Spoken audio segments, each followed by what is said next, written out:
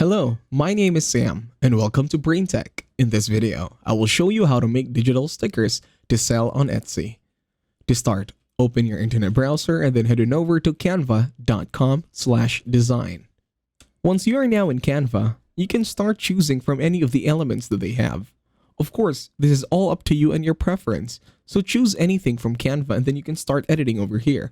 What I'm going to do in this tutorial instead is I'm going to show you some functions over at Canva so you'll be able to make your own digital sticker. Once you have now selected the elements for your digital sticker over at Canva, you can now go ahead and resize these elements so that it will fit according to your aesthetic and style. Go ahead, take your time in resizing and cropping almost everything. Of course, this is all up to your reference or preference.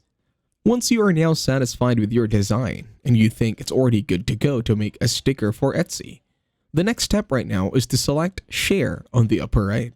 Then the next step is to select Copy Link. Once you do that, you should be able to download a copy of your sticker.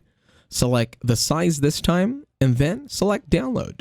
And that's it. Thank you very much for watching. Please leave a like, share, and subscribe to the channel.